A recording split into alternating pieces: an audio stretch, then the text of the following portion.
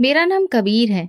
आज मैं जो भी हूँ, जिस मुकाम पर भी खड़ा हूँ, वो सिर्फ एक इंसान की मेहनत, कुर्बानी और निस्वार्थ प्रेम का नतीजा है। वो इंसान मेरा भाई है, या शायद कहना चाहिए कि मेरा पिता, मेरा आश्रय, मेरा सब कुछ। हम बहुत छोटे थे जब पापा हमें छोड़कर इस दुनिया से चले गए। मैं तब सिर्फ 3 साल का था और मेरा भाई 12 साल का। हम दो भाई और एक बहन थे। माँ का चेहरा हमेशा एक ही भाव में रहता, एक थकी हुई माँ जो रात को छिपकर रोती और दिन में हमें हंसाती। पापा के जाने के बाद सब कुछ बदल गया। अब हमारे पास न पैसा था, न सहारा, न कोई उम्मीद। वो 12 साल का लड़का जो कभी स्कूल से आकर क्रिकेट खेला करता था, अगले ही दिन अपना बस्ता एक कोने में रखकर गली के मोड़ पर ठेला लेकर फल बेचने निकल गया। वही सूरज जिसकी गर्मी कभी हमें स्कूल में परेशान करती थी, अब उसकी तपिश उसकी पीठ जला रही थी। भाई ने अपनी पढ़ाई छोड़ दी, लेकिन मेरे लिए उसका सपना और भी बड़ा हो गया। एक रात माँ ने उसे रोका, कहा, बेटा कुछ दिन तो आराम कर ले, रोज रोज तेरा चेहरा जलता जा रहा है। भाई ने माँ का हाथ थामा और सिर्फ इतना बोला, माँ, कबीर को पढ़ाना है, मेरा काम नहीं रुकेगा। मैं तब छोटा था, शायद उनकी बातों की गहराई नहीं समझ पाता था। हर सुबह वो मुझे स्कूल छोड़ता और खुद ठेले पर लग जाता। रात को जब थका हारा घर आता तो माँ उसके पांव दबाती और मैं अपनी कॉपी में कुछ लिखते हुए सोचता, एक दिन मैं कुछ बनूंगा ताकि भाई को ये सब ना करना पड़े। हमारा घर 2 छोटे कमरों का था, एक में माँ, बहन और मैं सोते, दूसरे में भाई। ना कोई पंखा, ना आराम। गर्मियों की रातों में मच्छर काटते, मगर भाई फिर भी चैन से सो जाता, जैसे दिन भर की थकान ही उसका सुकून हो। एक बार मैं बीमार पड़ गया। डॉक्टर ने कहा दवा महंगी है। माँ रोने लगी। भाई चुपचाप घर से निकला और अगले दिन ठेले पर कुछ माल कम था। बाद में पता चला उसने दवा के पैसे निकालने के लिए कुछ सामान गिरवी रखवा दिया था। वो दिन मुझे आज भी याद है, क्योंकि पहली बार मैंने भाई को चुपचाप दीवार की तरफ मुंह किए रोते देखा था। बस तू पढ़, वो अक्सर कहता। मैं चाहता हूँ जब लोग तेरा नाम लें तो कहें वो कबीर का भाई था। मेरे लिए वो सिर्फ भाई नहीं था, वो एक सपना था जो किसी और की आंखों में पल रहा था, लेकिन किस्मत में मेरी हकीकत बन गया। मोहल्ले वाले हंसते, ठेला लगाने वाले का भाई इंजीनियर बनेगा। भाई मुस्कुराकर कहता, सपने देखने में क्या जाता है। लेकिन जब ये सपना हर बेचे गए सेब के साथ सच होने लगे, तब असली मजा आएगा। जिंदगी का पहला सबक मुझे किताबों से नहीं, अपने भाई से मिला। अगर किसी से सच्चा प्रेम है तो उसके सपनों के लिए अपनी जिंदगी कुर्बान कर दो।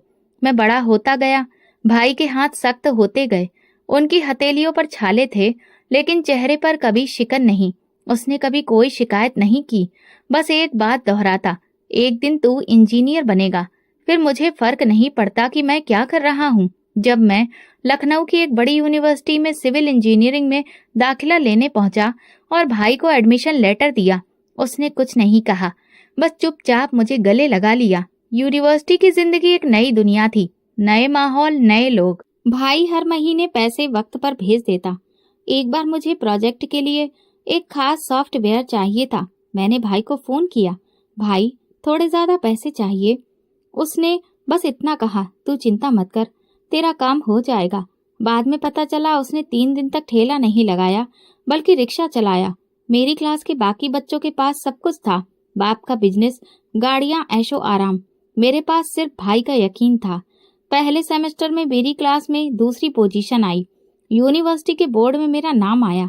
मैंने उसकी तस्वीर भाई को भेजी और वो मोहल्ले के हर आदमी को दिखाता फिरता। बाद में मेरी एक क्लासमेट मेनका से दोस्ती हुई। बात धीरे धीरे रिश्ते तक पहुंच गई। मैंने भाई को नहीं बताया, शायद इसलिए कि मैं चाहता था सब कुछ सही तरीके से हो जाए। फाइनल ईयर में मुझे एक बड़ी कंपनी से नौकरी का ऑफर मिला। भाई को बताया, उसने बस कहा, अब तू सफल हो गया ना, एक वादा कर, मुझे कभी भूलना मत। मैं हंसा, कभी नहीं। मैंने मेनका को प्रपोज किया, उसने हाँ कर दी। शादी सादगी से हुई। भाई ने जो घड़ी पापा पहनते थे वही दी। वो अब मेरी सबसे अनमोल चीज है। शादी के बाद मैंने शहर में रहने का फैसला किया। फ्लैट, गाड़ी, ऑफिस, नई जिंदगी शुरू हो गई। भाई ने कभी कोई शिकायत नहीं की। एक दिन भाई का फोन आया, कबीर, सोच रहा हूँ कुछ दिन शहर आ जाऊं, तुमसे मिलने का मन है, बच्चों के लिए थोड़ा सामान भी लेना है। मैंने बात मेनका को बताई। वो थोड़ी देर चुप रही, फिर बोली, कबीर, मैं मना नहीं कर रही, लेकिन उन्हें अंदाजा होना चाहिए ना कि यहाँ का माहौल अलग है। अगर वो किसी गेस्ट हाउस में रुक जाएं तो बेहतर होगा। हमें भी प्राइवेसी चाहिए। और उनके बच्चे, उनका शोर, तुम समझ रहे हो ना। मुझे कुछ समझ नहीं आया। भाई पहली बार शहर आ रहा था। मैंने हंसते हुए बात टालनी चाहिए, लेकिन उसके लहजे में सख्ती थी। कबीर, हमने ये जिंदगी बहुत मेहनत से बनाई है, अब हमें उसे संभालना है। मैंने भाई को फोन किया। भाई, आप किसी गेस्ट हाउस में रुक जाओ, मैं रोज मिलने आ जाऊंगा। उसने कुछ पल चुप रहकर सिर्फ इतना कहा, जैसा तुझे सही लगे। वो आया, बच्चों के लिए कुछ कपड़े लेने थे। मैंने पैसे दिए, उसने इनकार कर दिया। कबीर, मैं भिखारी नहीं हूँ, बच्चों के लिए जो चाहिए वो मैं खुद ले लूंगा। उसी रात घर आकर मेनका ने फिर बात छेड़ी। देखा, कितना बेहतर हुआ कि वो लोग यहाँ नहीं आए। अगर आते तो हमें कितनी परेशानी होती। तुम्हारा फैसला सही था। मैं खामोश रहा। भाई अगले दिन वापस चला गया।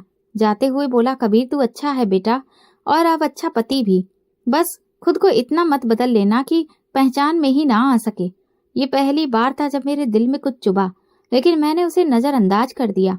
मैं समझता था ये समय की मजबूरी है। कुछ हफ्ते बाद एक और वाकया हुआ। मेनका के रिश्तेदार शहर आए और कुछ दिन हमारे फ्लैट में रुके। उनके बच्चों का शोरगुल, ड्राइंग रूम में फैले खिलौने, मेनका ने सब कुछ खुशी खुशी सह लिया। मैंने मजाक में पूछा, इनका शोर तो तुम्हें बुरा नहीं लगा? मेनका बोली, यही फर्क होता है कबीर, ये लोग हमारी सोच और स्तर के हैं, इनका तरीका सभ्य है। तुम खुद समझदार हो। अब मुझे अंदाजा होने लगा था कि मेनका के लिए रिश्ते सिर्फ खून के नहीं, हैसियत के भी होते हैं। इसी दौरान भाई ने बुलाया। उसके बेटे का दाखिला 10वीं में हुआ था। वो चाहता था मैं कुछ सलाह दूं। मैंने वादा किया, पर दफ्तर की व्यस्तता के कारण जा ना सका। फोन पर माफी मांगी। भाई ने हमेशा की तरह नरम लहजे में कहा, कोई बात नहीं, वक्त मिले तो आ जाना। मेनका अक्सर कहती, गांव की फिजा अजीब होती है, मुझे घुटन सी महसूस होती है। वहां की औरतों का रवैया भी अजीब होता है। एक दिन मैंने यूं ही कहा, सोच रहा हूँ भाई को हमारे साथ शहर आने का न्योता दूं। मेनका झल्लाई, कबीर प्लीज, हमारे पास कोई गुंजाइश नहीं है। और खुद सोचो, वे यहाँ कैसे एडजस्ट करेंगे? ना उनके बच्चों की आदतें यहाँ की हैं, ना अंदाज। मैंने सिर्फ इतना कहा, पता है वे अब भी दिन में 12-13 घंटे मेहनत करते हैं, उनके लिए कुछ आसानी हो जाएगी। मेनका का लहजा सख्त हो गया। कबीर, ये तुम्हारा भावुक फैसला है, भावनाओं से घर नहीं चलते। मैं खामोश हो गया। यही खामोशी मेरी नई जिंदगी और पुराने रिश्तों के बीच की पहली दरार थी। शहर की जिंदगी एक लगातार दौड़ है। सुबह ऑफिस, शाम को मीटिंग्स, वीकेंड्स पर मेनका के रिश्तेदारों की दावतें या बच्चों के टेस्ट। इन्हीं सब में कभी कभी भाई की याद आती तो फोन कर लेता। ज्यादातर वो खुद ही कॉल कर लेते। गांव में अब भी मेरे नाम से लोगों को उम्मीद थी। भाई सबको बताता, कबीर शहर में बड़ी कंपनी में इंजीनियर है, अपनी फील्ड का माहिर है। पर हकीकत ये थी कि मैं सिर्फ फोन पर मौजूद था, बाकी सब कुछ तस्वीरों और यादों में सिमट गया था। एक दिन पुराने सिम में चेक किया तो देखा भाई ने पिछले महीने में 6 बार कॉल्स की थी। मैंने खुद से कहा, अगर कोई खास बात होती तो मैसेज करते। कुछ दिन बाद फोन किया तो भाई बोले, कबीर तू व्यस्त होगा, लेकिन कभी वक्त मिले तो एक बार आ जा। मैं सोच रहा हूँ अगले महीने छुट्टी लूं, बस तू अपना ध्यान रख। मेनका और बच्चों को मेरा प्रणाम कहना। जैसे उनके दिल की सारी हसरत इन चंद लफ्जों में उतर आई थी। एक दिन मैंने मेनका से कहा, मैं सोच रहा हूँ भाई को कुछ पैसे भेज दूं, शायद बच्चों की फीस वगैरह में काम आ जाए। मेनका तुरंत बोली, कबीर हमारे भी तो खर्चे हैं, बच्चों की ट्यूशन, गाड़ी की किस्त, मेरे कजन की शादी, हर वक्त उनके लिए क्यों सोचते हो? मैंने बहस नहीं की, बस व्हाट्सएप पर भाई को नमस्ते लिखा, फिर डिलीट कर दिया। कुछ दिन बाद भाई ने फोन किया। इस बार उनकी आवाज पहले से ज्यादा थकी हुई लग रही थी। कबीर, सर्दियां आ गई हैं, बच्चों के लिए कुछ गर्म कपड़े देख रहा हूँ, अब कीमतें बहुत बढ़ गई हैं। मैंने कहा, ओह अच्छा मैं देखता हूँ। नहीं, मैं मांगने के लिए नहीं कह रहा, बस बातों में निकल गया, बुरा मत मानना। मैं हंसकर बोला, नहीं भाई, आप तो कुछ भी कह सकते हैं। लेकिन सच ये था कि उस महीने मैंने अपने बच्चों के लिए नया हीटर और बेडशीट सेट लिया था। भाई को भेजने का ख्याल दब गया। समय तेजी से बीत रहा था, हमारे बच्चे बड़े हो रहे थे। मेनका ने घर के लिए नया फर्नीचर प्लान किया था। मैं प्रमोशन की रेस में था। भाई अब कम फोन करता भी तो छोटी छोटी बातें, तू खुश है? मैं हाँ कहकर कॉल बंद कर देता। गांव में हालात खराब हो रहे थे, फसलें घट रही थीं और भाई की उम्र बढ़ रही थी। एक दिन फेसबुक पर भतीजे की तस्वीर देखी, हाथ में प्लास्टर। सोचा शायद कुछ हुआ है। फोन नहीं कर पाया। भाई का कर्ज बढ़ता जा रहा था। वही कर्ज जो मेरी यूनिवर्सिटी की फीस के लिए लिया गया था, अब वो उसे चुकाने की अंतिम कोशिश में लगा था। एक बार मेनका ने कहा, कबीर, तुम्हारे भाई लोग हमें फॉलो करते हैं, उनके बच्चों को देखो ना, कोई एजुकेशन है ना ग्रूमिंग। मैंने बस सिर हिला दिया। अब कॉल बस औपचारिक रह गई थी। नमस्ते, सब ठीक? हाँ, सब खैरियत। ठीक है, नमस्ते। एक वक्त था जब वो मुझे स्कूल छोड़ने जाते थे। आज मैं उनकी जिंदगी से तकरीबन गायब था। ऑफिस की व्यस्त सुबह थी, तभी मोबाइल स्क्रीन पर भाई का नाम चमका। दिल में ख्याल आया, अब क्या? फोन उठाया। नमस्ते भाई, सब ठीक? कुछ पल खामोशी के बाद बोले, कबीर, छोटी वाली बेटी का एक्सीडेंट हो गया है। मैं चौंका। क्या हुआ? साइकिल से स्कूल जा रही थी, एक गाड़ी ने टक्कर मार दी। पैर में फ्रैक्चर है, ऑपरेशन जरूरी है वरना चल नहीं पाएगी। मैंने पूछा, कितने रुपए लगेंगे? 40 से 50 हजार के बीच। ठीक है, मैं देखता हूँ। फोन काटा और मेनका को बताया। वो बोली, अब हर बार तुम्हारा फर्ज है, बच्चों की फीस देनी है। पिछली बार भी तुमने खुद से पैसे भेजे थे, उन्हें अपनी जिम्मेदारी खुद समझनी चाहिए। मैं बोला, बच्चा है, एक बार की बात है। कबीर, तुम जज्बाती हो जाते हो। आज बच्चे, कल कुछ और, हर बार तुम ही क्यों? मैं चुप हो गया। रात को बैंक का ऐप खोला, पैसे भेजे, कोई मैसेज नहीं लिखा। 2 दिन बाद भाई का मैसेज आया, कबीर, शुक्रगुजार हूँ, ऑपरेशन कल है, भगवान तुम्हें सलामत रखे। मैंने पढ़ा, जवाब नहीं दिया। ऑपरेशन के दिन ऑफिस विजिट पर गया। शाम को घर पहुंचा तो मेनका बच्चों के प्रोजेक्ट की बात करने लगी। मैं ऑपरेशन भूल गया।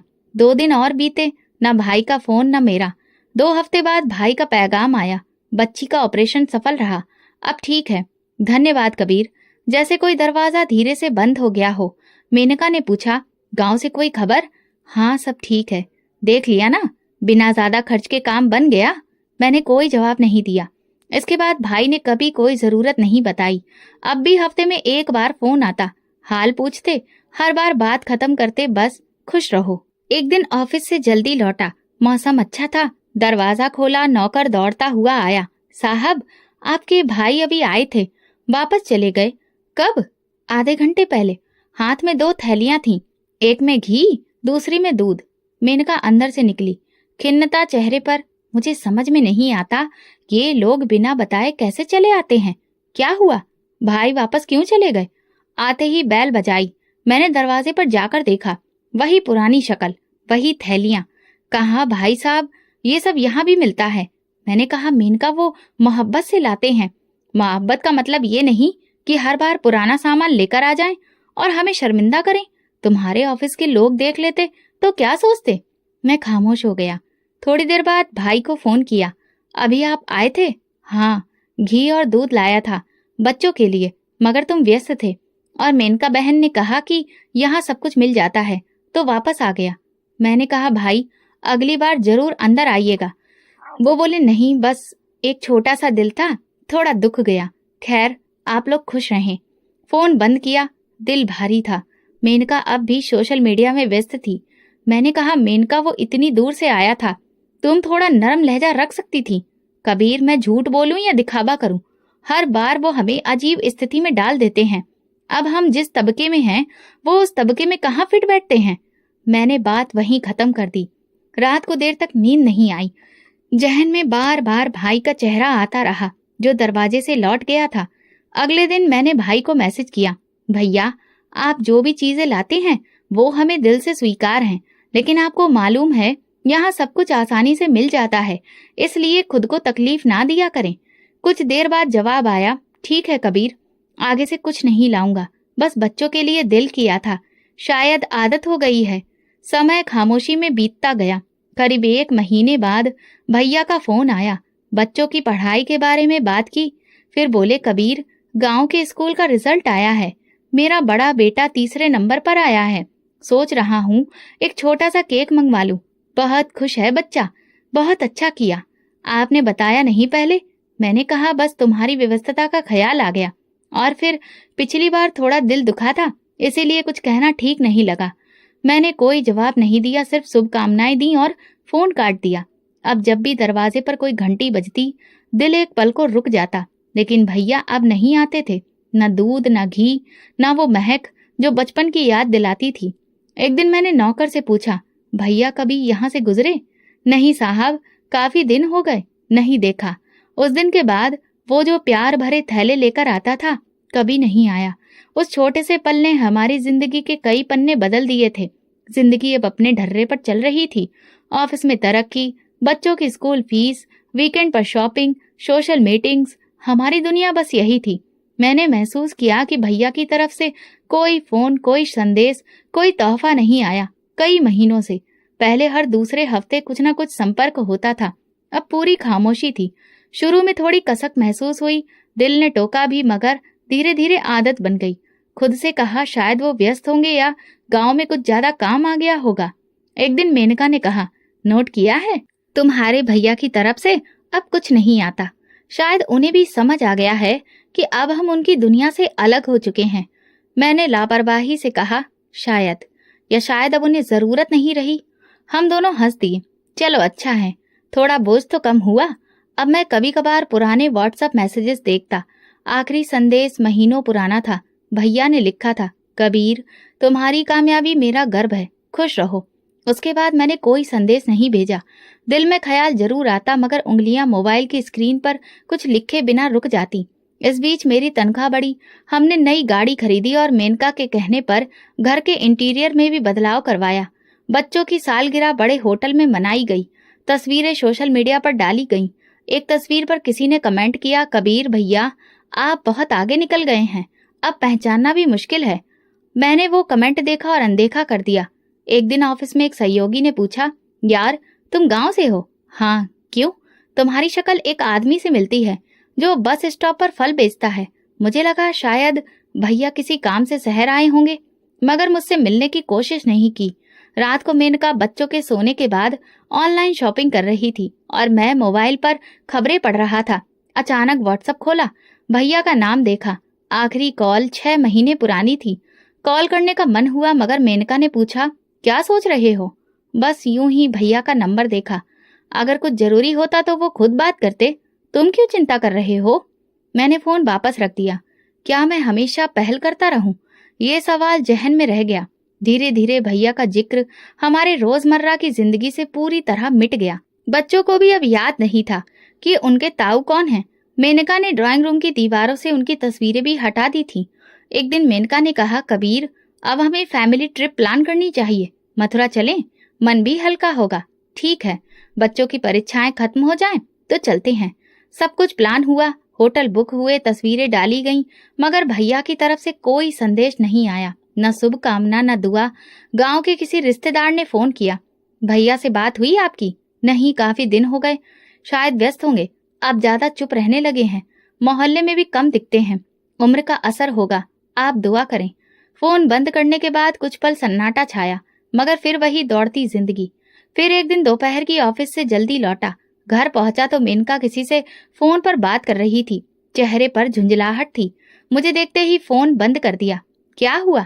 तुम्हारे भैया की पत्नी का फोन था, कह रही थी घर में डकैती हो गई है, सब कुछ लूट लिया गया, अब 2 वक्त की रोटी भी मुश्किल हो गई है। डकैती? कब की? कल रात। ज्यादा विस्तार में नहीं गई, कह रही थी कि अगर कुछ मदद हो जाए तो। मैं चुप हो गया। फिर धीरे से कहा, क्या वाकई डकैती हुई है? मेनका हल्की सी हंसी। यही तो मैं भी सोच रही थी, क्या पता कोई बहाना हो। तुम्हारे भाई लोग हर कुछ दिन में कोई नई मुश्किल बता देते हैं, कभी दवाई, कभी फीस, कभी हादसा। मैंने थोड़ा सख्ती से कहा, मुमकिन है सच हो, आखिर गांव का इलाका है, सुरक्षा कम होती है। कबीर, अब तुम इतने भोले भी मत बनो, उन्हें पता है तुम कितना कमाते हो, अब ये आदत बन गई है। मैंने कुछ नहीं कहा, मगर सच यही था, दिल में शक पैदा हो चुका था। कुछ रिश्ते एक बार छूट जाएं तो सिर्फ तस्वीरों में मिलते हैं, और हम यही सोचते रह जाते हैं कि शायद ये सब वक्त का असर है। मगर जब कोई बदलाव लगातार हो तो वही स्थायी सच बन जाता है। दिवाली पास आ रही थी। शहर के बाजारों में भीड़ उमड़ी हुई थी। मिठाई, कपड़े, जूते, सजावटी सामान, हर ओर रौनक थी। मेनका के लिए ये त्योहार सिर्फ घर की सजावट या पूजा तक सीमित नहीं था, ये एक मौका था समाज में अपनी हैसियत और असर दिखाने का। घर में कई दिनों से तैयारियां चल रही थीं। नए पर्दे, नए कुशन कवर, बच्चों के लिए खास पोशाकें और मेहमानों के स्वागत के लिए एक बड़ी दावत की योजना। इस बार कुछ अलग करेंगे, मेनका ने चाय का कप मेज पर रखते हुए कहा। एक बड़ी गाड़ी लेनी होगी। हमारी सोसाइटी में सब कुछ दिखावे पर चलता है। अगर हम पीछे रह गए तो लोग क्या कहेंगे? मैंने तनख्वाह का हिसाब लगाया। आधा खर्च पहले ही त्योहार की तैयारियों में हो चुका था। फिर भी सोचा चलो एक ही बार तो है, कर ही लेते हैं। 2 दिन बाद शोरूम में गए। बच्चों की जिद थी कि गाड़ी बड़ी होनी चाहिए, वैसी ही जैसी मनोज के पापा लेकर आए थे। हमने एक अच्छी गाड़ी खरीदी। सब खुश थे। बच्चों ने गाड़ी के साथ खूब तस्वीरें खींची और सोशल मीडिया पर डाली। दावत की सूची बनाई गई। मेनका के ऑफिस के साथी, पड़ोसी, दोस्त सबको न्योता भेजा गया, लेकिन एक नाम उस सूची में नहीं था, मेरा भाई कबीर। एक दिन मेनका ने साफ साफ कहा, कबीर प्लीज इस बार त्योहार पर तुम्हारा भाई ना आए, सब कुछ बर्बाद हो जाएगा। तुम्हें पता है हमारे मेहमान किस तबके के हैं? अगर वो सामने आ गया तो कैसी छवि बनेगी हमारी। मैंने थोड़ी देर चुप रहकर कहा, त्योहार है इसलिए तो कह रही हूँ, ये हमारी इज्जत का सवाल है। मेनका ने तो चौकीदार से भी कह दिया था, अगर कोई ऐसा वैसा आदमी आए तो दरवाजे से ही लौटा देना। मैं चुप रहा। वो चुप्पी अब मुझे अंदर से नहीं तोड़ती थी, जैसे दिल ने समझौता कर लिया हो। त्योहार का दिन आया। मेनका रसोई में व्यस्त थी, काम करने वालों को डिशेस सजाने का निर्देश दे रही थी। दोपहर तक मेहमान आने लगे। सब कुछ करीने से चल रहा था। खाने की खुशबू, धीमी आवाजों की गूंज, मेनका की सहेलियां तस्वीरें खींच रही थी। हर चीज बिल्कुल परफेक्ट लग रही थी। तभी चौकीदार अंदर आया और धीरे से बोला, साहब बाहर कोई आपसे मिलने आया है। मैंने बिना सोचे कहा, अभी नहीं, कह दो बाद में आए। चौकीदार लौट गया। मेनका पास आई और बोली, मैंने पहले ही कहा था ना, हर साल किसी न किसी तरह ये लोग आ ही जाते हैं। मैंने चुपचाप सिर हिला दिया। बच्चे मेहमानों के साथ खेल रहे थे। मेनका मुस्कुरा रही थी, लेकिन मेरे भीतर कुछ था जो एकदम खामोश था। इतना खामोश कि शायद अब उसे आवाज भी नहीं आनी चाहिए थी। शाम के वक्त चौकीदार फिर से आया। साहब वही आदमी अब भी बाहर बैठा है, 3 घंटे हो गए, कह रहा है कि भाई हूँ, बस मिलने आया हूँ। मैंने एक पल को सांस रोकी, फिर सख्त लहजे में कहा, जाओ उसे कह दो वापस चला जाए, मेरे पास फुर्सत नहीं है। चौकीदार चला गया। मेनका मुस्कुराकर बोली, ठीक किया तुमने। कभी न कभी तो उन्हें समझ आना ही चाहिए कि हर चीज का एक समय होता है और हर रिश्ते की एक सीमा। मैंने खिड़की से बाहर झांका। गेट के पास एक परछाई सी हल्की सी हिली, जैसे कोई जा रहा हो। शायद वही भाई था। दिल में एक खालीपन महसूस हुआ, लेकिन मैंने तुरंत नजरें फेर ली। घर में अभी भी मेहमान मौजूद थे। मेनका ने सबके लिए चाय और मिठाई का इंतजाम किया। बच्चे अब थक चुके थे। दावत खत्म होने वाली थी। रात को जब सब मेहमान चले गए तो मेनका संतुष्ट दिखी। इस बार की दिवाली बहुत अच्छी रही। सबने तारीफ की, खाने की, सजावट की, सब कुछ की। मैंने बस सर हिलाया, लेकिन जैसे बोलने की ताकत ही नहीं बची थी। कमरे में जाकर मोबाइल चेक किया। ना कोई संदेश, ना कोई कॉल, ना भाई की तरफ से, ना भाभी की। दिल ने धीरे से कहा, शायद वो अब कभी वापस ना आए। मेनका कमरे में आई। सो जाओ, बहुत थक गए हो। अच्छा दिन था ना? मैंने कहा, हाँ, सब कुछ ठीक था, लेकिन अंदर कुछ अधूरा था। हमने पूजा तो की थी, दीप जलाए थे, लेकिन शायद एक रिश्ता, एक भावना और इंसानियत की भी आहुति दे चुके थे। दिवाली तो गुजर गई, लेकिन उस दिन के बाद जैसे दिल में एक अजीब सी खाली जगह बन गई थी। 2 दिन बाद जब मैं ऑफिस जाने के लिए गैराज में पहुंचा तो चौकीदार ने धीरे से कहा, साहब वो जो दिवाली वाले दिन आए थे, 3 घंटे बाहर खड़े रहे, धूप में, गेट के पास दीवार से टेक लगाकर, कुछ खाया पिया भी नहीं। मैंने गाड़ी की चाबी थाम रखी थी, वो अब भारी लगने लगी। तुमने कुछ कहा नहीं? मैंने पूछा। कहा था साहब, लेकिन वो बोले कबीर कहेगा तो ही जाऊंगा, नहीं तो यहीं रहूंगा। फिर जब आपने मना कर दिया तो वो चुपचाप चले गए। नजरें नीची थीं, आवाज में जान नहीं थी। मैंने दरवाजा चुपचाप बंद किया और ऑफिस निकल गया। सारा रास्ता एक ही छवि मन में घूमती रही, भाई। दीवार से टेक लगाकर धूप में खड़ा, इंतजार करता हुआ। ऑफिस में बैठा मोबाइल बार बार देखा, कोई कॉल नहीं, कोई संदेश नहीं। खुद को समझाया शायद नाराज नहीं थे, बस कुछ देर मिलने आए थे। अगले दिन शाम को बच्चे आंगन में खेल रहे थे। बेटा पास आया, पापा चौकीदार कह रहा था कोई अंकल 3 घंटे हमारे गेट पर खड़े रहे, क्या वो दादाजी थे? मैं चौंक गया। नहीं बेटा, वो ताऊ थे, मेरे बड़े भाई। तो आपने उनसे मिलने क्यों नहीं गए? मैं जवाब देना चाहता था, लेकिन जुबान ने साथ नहीं दिया। बेटे ने कंधे उचकाए और फिर खेलने चला गया। उसी रात मैंने भाई का नंबर डायल किया, कोई जवाब नहीं। कुछ देर बाद दोबारा मिलाया, फोन बंद था। मेनका ने देखा, फिर से कॉल किया। अब क्या फायदा? अगर उन्हें अपनी जगह का अंदाजा नहीं तो ये उनकी गलती है, हमने कुछ गलत नहीं किया। कबीर, तुम हमेशा भावनाओं में बह जाते हो, कभी तो दिमाग से काम लिया करो। मैंने बहस नहीं की, बस चुपचाप कमरे में गया, लैपटॉप ऑन किया। लेकिन निगाहें स्क्रीन पर नहीं थी, दरवाजे पर थी। वही दरवाजा जहां भाई कभी 3 घंटे खड़ा रहा। अगले दिन एक पुराना परिचित, गांव के एक जानने वाले का फोन आया। औपचारिक नमस्कार के बाद बोला, कबीर भाई माफ करना, लेकिन एक बात कहनी थी। हाँ कहिए। आपके भाई इन दिनों बहुत खामोश हो गए हैं। पहले जो बच्चों के साथ हंसते बोलते थे, अब बस कमरे में रहते हैं, ना बाहर जाते हैं, ना किसी से बात करते हैं। लोग कह रहे थे कुछ दिन पहले शहर गए थे, शायद किसी से मिलने, मगर खाली हाथ लौट आए। मैं चुप रहा। हम सब परेशान हैं। आप उनके भाई हो, समय मिले तो आकर मिल लेना। कभी कभी खामोशी बहुत कुछ खत्म कर देती है। फोन कट गया, लेकिन दिल पर बोझ छोड़ गया। ऑफिस में बैठा रहा, लेकिन मन कहीं नहीं लगा। शाम को घर लौटा, मेनका टीवी देख रही थी। मैं गांव जा रहा हूँ, सुबह निकलूंगा। मेनका ने कहा अचानक। हाँ, थोड़ा जरूरी काम है। कबीर, तुम फिर से भावनाओं में बह रहे हो। अगर वो खुद लौट गए थे तो शायद समझ गए होंगे। तुम क्यों खुद को ही दोष देते हो? मैंने बस इतना कहा, शायद अब मैं समझदार हो गया हूँ। उस रात नींद नहीं आई। हर थोड़ी देर में ऐसा लगा जैसे दरवाजे की घंटी बजी हो, लेकिन हकीकत में कुछ नहीं था। अगली सुबह गाड़ी निकाली, लेकिन दिल ने कहा अब बहुत देर हो चुकी है। मैं रुक गया। फोन फिर किया, अब भी बंद। भाई वाकई खामोश हो गए थे। वो आवाज जो हर बार मेरा हाल पूछती थी, अब कहीं खो चुकी थी। वो आखिरी इंतजार था और मैंने उसे नजरअंदाज कर दिया था। अब जब भी दरवाजे की घंटी बजती है, दिल कांप जाता है, कहीं वो फिर से ना आ गए हों। मगर अब कोई नहीं आता। रिश्ता टूट चुका है। ना कोई शिकायत, ना कोई गिला, बस खामोशी और खामोशी। कभी कभी सबसे बड़ी चीख होती है जो सिर्फ वही सुन पाता है जिसका दिल वाकई सुनने के काबिल हो। अगली सुबह ऑफिस जाते हुए गाड़ी स्टार्ट की ही थी कि एक अनजान नंबर से कॉल आई।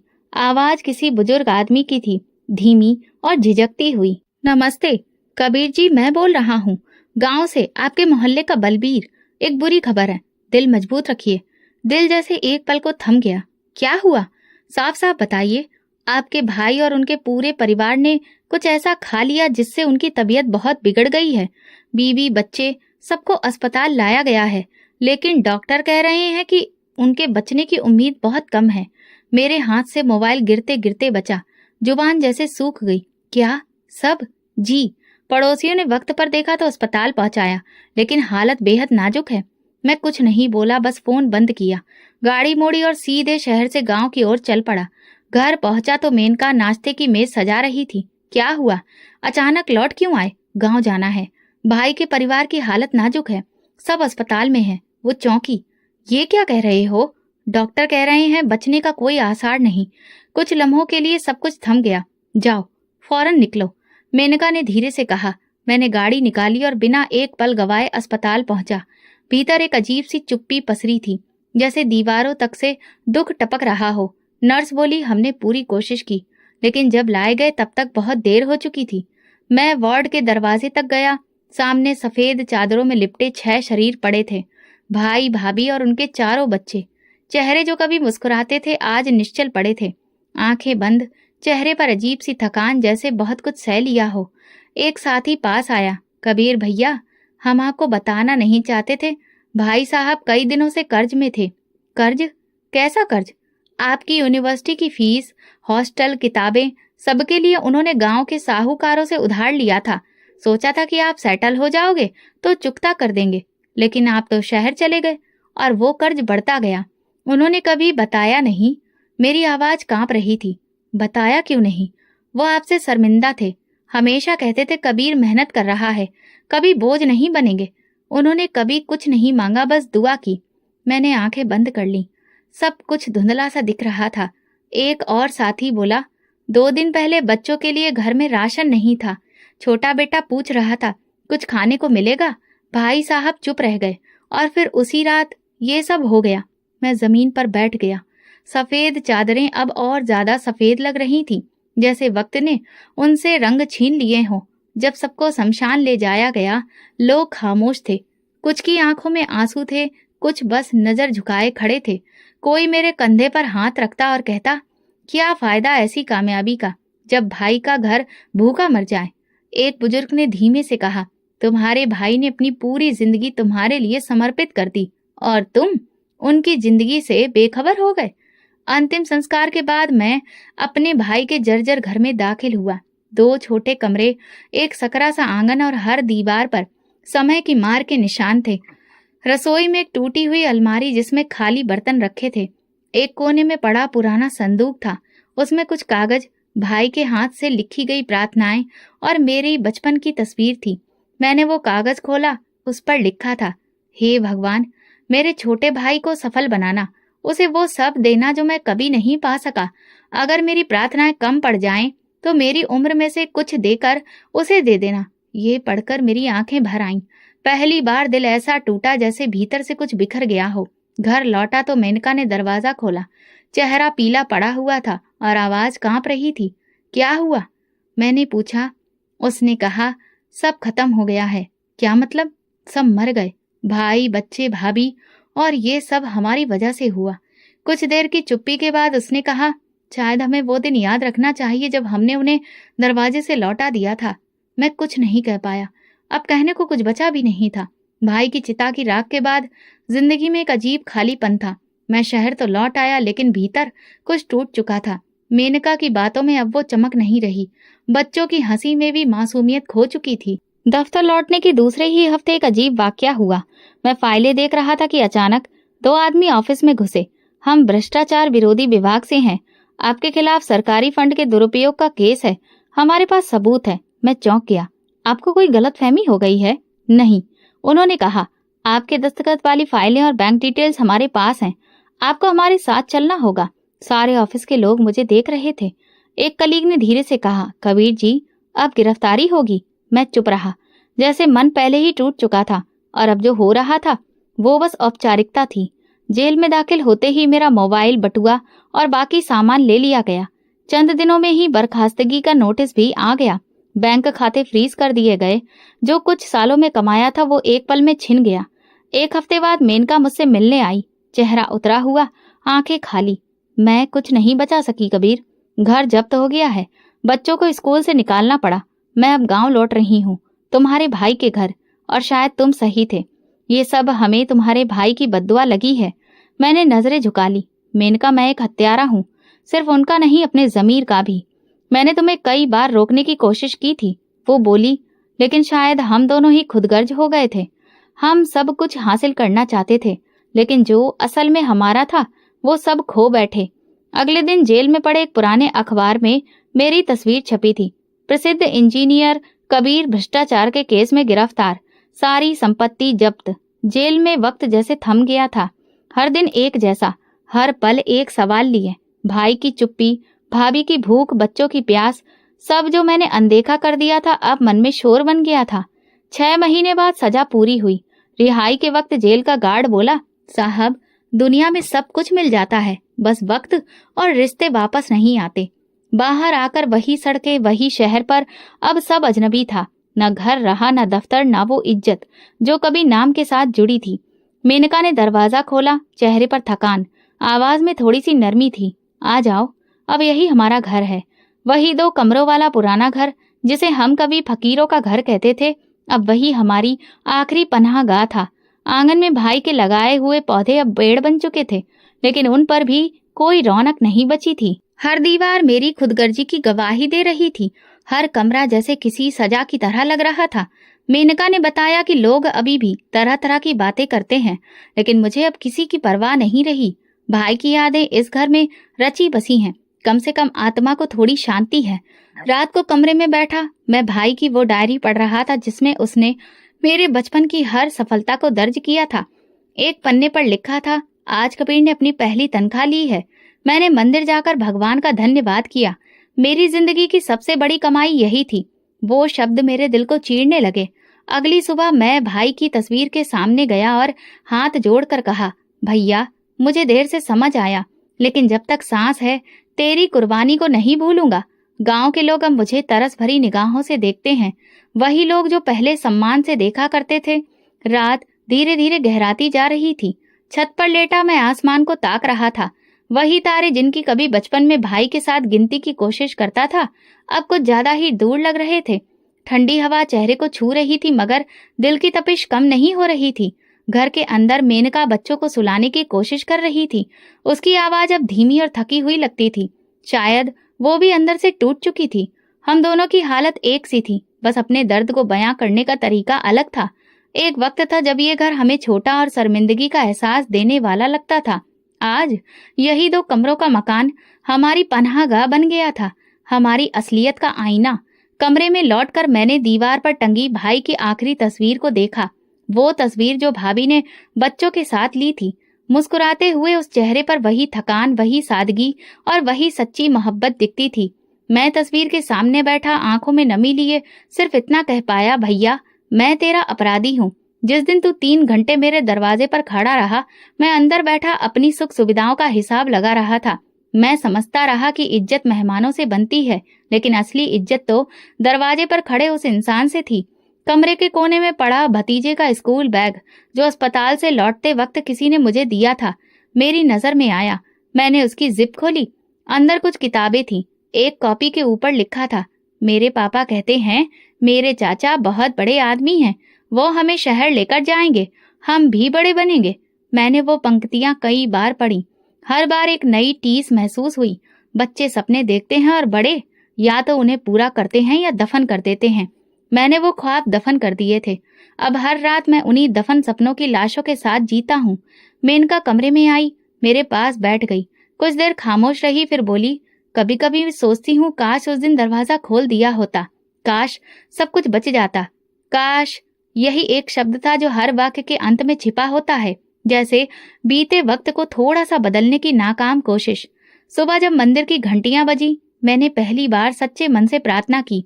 हाथ उठाए, आंखों से आंसू बहते हुए बस यही कहा, हे भगवान, जो पाप हो चुके उनका प्रायश्चित शायद ना हो सके, लेकिन जो सांसें बची हैं उन्हें माफी का जरिया बना देना। अब मैं काम की तलाश में हूँ। गांव के प्राइमरी स्कूल में सफाई की नौकरी मिल गई है। मेनका ने एक छोटा सा सिलाई केंद्र शुरू किया है। बच्चों का दाखिला सरकारी स्कूल में करा दिया है। हम सब जीने की कोशिश कर रहे हैं, मगर असली जिंदगी तो वो थी जो मैंने खो दी। अब जब भी कोई कहता है, कबीर जी आप तो शहर के बड़े इंजीनियर थे ना, तो मैं बस मुस्कुरा देता हूँ और कहता हूँ मैं सब कुछ था, लेकिन इंसान नहीं बन पाया। ये कहानी सिर्फ मेरे भाई की नहीं, हर उस इंसान की है जो किसी और की खातिर खुद को मिटा देता है, और हर उस शख्स की जो अपनी कामयाबी के नशे में वो रिश्ते भूल जाता है जो उसे वहां तक ले आए होते हैं। मेरे पास अब सब कुछ नहीं बचा, लेकिन एक जुमला है जो हर सांस के साथ मेरे भीतर गूंजता है, मैं अब भी जिंदा हूँ, लेकिन हर पल मरता हूँ। तो दोस्तों, अगर आपको हमारी कहानी पसंद आई हो तो कमेंट करके जरूर बताएं। वीडियो को लाइक करें और ज्यादा से ज्यादा शेयर करें। अगर आप चैनल पर नए हैं तो सब्सक्राइब जरूर करें और नोटिफिकेशन बेल को दबाएं, ताकि अगली अपडेट सबसे पहले आपको मिले। धन्यवाद।